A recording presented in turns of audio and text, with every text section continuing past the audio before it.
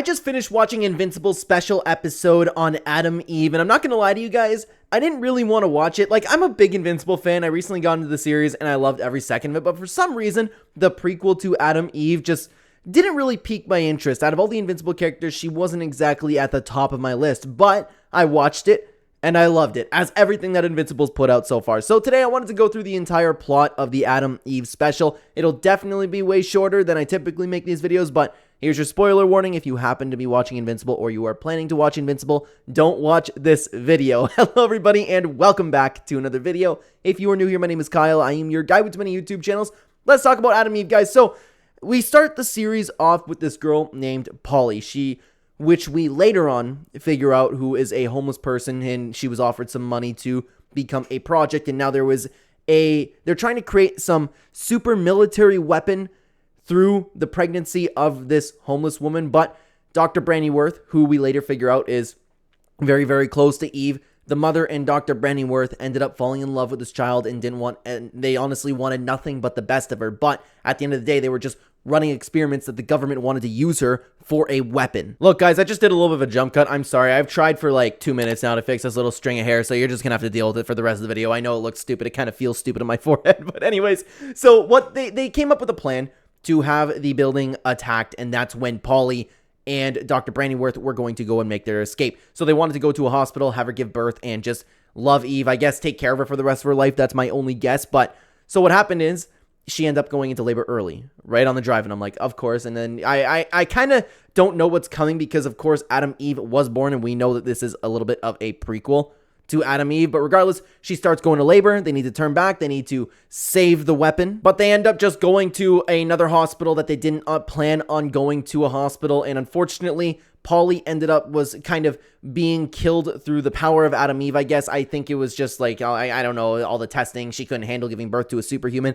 That kind of makes sense. But anyways, so what happened is she ended up being killed, or supposedly killed. We all think that she killed. But then Brandyworth, and I'm like, oh man, it was so gross, man. Sometimes this show can be disgusting because he saw, I'm guessing, I can't remember exactly what it was, maybe a scalpel, and he saw it and looked at the mother who was dead, and he ended up cutting the baby out himself, and this is where he ended up swapping the baby. So this is what I don't think it was ever alluded to in Invincible, that Adam Eve is not actually the baby of the Wilkins, because they just thought their baby died, or their baby did die. But regardless, there was a swap. So here comes Adam Eve, and she's like, oh my God, I don't know how you did it. Your baby survived. Your baby survived. And it was just Eve, and I'm like, oh my God. So now she's stuck with these parents, the father that's just always giving her crap. We're then brought to a really quick series of events where we watch Eve being brought up by the Wilkins. They just think she's weird. She's convinced she's a weird kid, but we see that she can see all of the molecules and atoms around her, and she can manipulate them. So she figured out how to build Legos pretty well. She ended up helping her babysitter with the chemistry test. She was a very, very gifted and smart kid, but her parents kept looking at her like, wow, she's odd. And they even sent her, I think they called it a special school. I could be completely wrong about that. We're also introduced to one of her friends who the name of the friend is escaping me, but regardless, they have a little bit of a bond. We start seeing them grown up, and this is where Eve actually discovers her powers. She thinks it's cool. She shows it to her friend, and her friend goes, that's creepy. Get away from me, freak. And the absolute piece of crap that she is, because dude, I never understood this, man. And I know that superpowers aren't real. I don't even know if I want to say they'll never be real with the way technologies have been advancing. Maybe they will be real very soon, but if I had a friend who had superpowers, first of all, that'd be cool, and I wouldn't look down on them for that. But I'm trying to think of your regular NPC member of society. Maybe they would do the same. Maybe you watching this video would do the same. But regardless, even if, let's say I was freaked out about it, which I wouldn't be. I would be like, oh my God. I would kind of think it's a prank at first if that happened to me. But regardless, if that happened to me, I would make sure I am their best friend. What if they go on an evil rampage? And I always have talked about this in high school it's kind of like, this is what it reminded me of, okay? I was always friends with those kids that I thought might be a risk to the health of others. I'm trying to be very safe for YouTube. You know, the ones that kind of might bring a certain tool to a school one day and just go,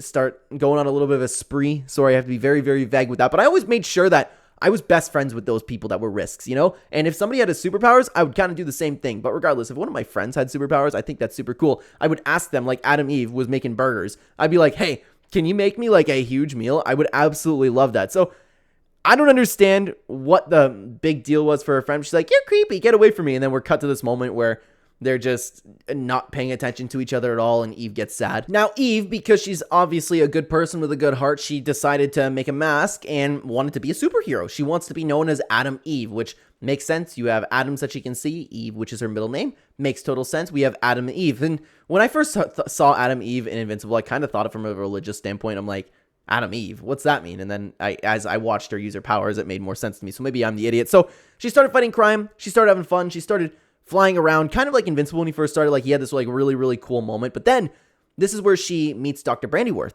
because Brandyworth at this point is homeless and hiding from the government, and she doesn't believe him, but he's like, oh my God, Samantha, I made you. And then they end up having lunch together. He explains to her where she came from and all that. She doesn't really seem to be too bothered by it, which I would imagine is really, really shocking. But then again, she is deeply unhappy with her family, so who knows, right? But she believes everything that he's saying, and at the end of the day, she's like, I can't sit back. I have these powers. I need to use these powers to help people. But he was trying to say that the government will come for her, and that's exactly what happened, because she ended up saving people again. She ended up fighting crime again, and the government noticed her. Now, what the government decided to do is release a bunch of creations or failed creations that were supposed to be like Adam and Eve, but they were never able to actually recreate Adam and Eve. So what you have here is these disgusting kind of creatures that can morph their body, and they're clearly in pain. They're clearly upset with Eve because they were never as perfect as her, which doesn't make sense. Be mad at the government all you want. Be mad at the people who created you, but what are you taking out on Eve for? She doesn't even know you exist, right? And you're attacking her. What do you expect her to do? Now, Eve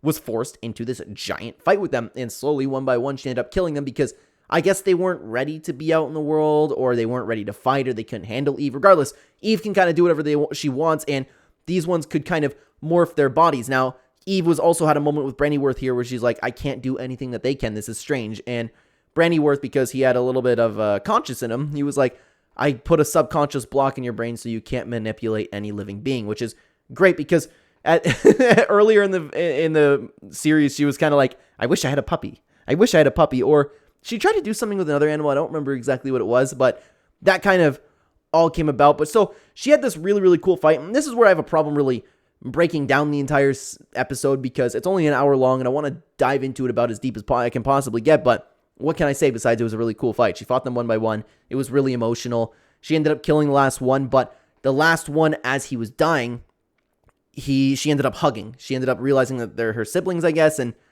ended up having this like really, really sad moment. It was really, really like heart-wrenching for not knowing these characters at all. It was just sad. It kind of reminded me a little bit of, if you guys ever watch Full Metal Alchemist, I won't spoil it in case you are watching it or are planning to watch it, but I will just say for the people who did watch Full Metal Alchemist, that scene with the girl and the dog kind of reminded me of what's going on there, and it was like really, really creepy in that sense, and I was like, oh yeah, that makes me a little bit uncomfortable, but hey, that's what makes for a good show, right? So she gets all bent out of shape because all of her siblings are dead, and both her and Dr. Brandyworth are now captured by the government. So now we're back into the institution wherever Adam Eve was created, and it's revealed to us that her mother's not actually dead, and this really breaks Eve's heart and Brandyworth's heart, because the mother is in horrible condition and she can't live outside of this, and they were using the mother and kind of leftover, I could be wrong about this, but leftover matter from inside of her or something, where she was holding Eve to create more people like Adam Eve, but it was just failing and failing and failing. So the mother was kind of like suffering, and it was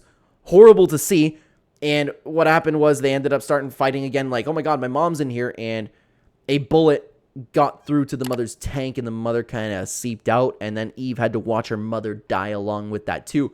And then the government leader ended up killing Brandyworth. So Eve goes on this crazy enragement power surge where she's like, you killed everybody I've known and loved. You killed my entire family. And it was this like really, really powerful moment. Honestly, one of the reasons why I am now really enjoying Adam Eve more so than I've seen her Invincible. Like, I have really come to a new appreciation for the character. But the only thing that I wish I did see was her get this like ultimate revenge thing where she just absolutely tortured these guys, maybe locked them in a tank, maybe made them suffer a little bit for what they did, but instead she just erased their memory. So it was a little bit anticlimactic there because it was a really, really powerful moment with her. Regardless, it was still super cool, she wakes up after kind of fainting from using all of her powers, and she flees and ends up returning home, only to find out that her parents were having a birthday party for her that she missed, and she's back into her horrible family situation that she's in, which is, I don't know, it doesn't seem that horrible, but the parents are really, yeah, I guess it is horrible. I'm just saying it could have been worse. So she ends up going up to her room. She uses her powers to change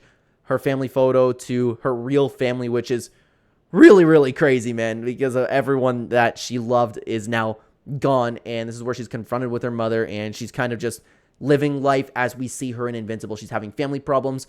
They forgot about her birthday, but they remembered her birthday, and it's just like this weird situation that Adam Eve is in, and that's pretty much it for the entire episode, because Adam Eve is now Adam Eve. She's the superhero that we all know, and I don't know how far really this takes place before Invincible, but regardless, we know it's a prequel.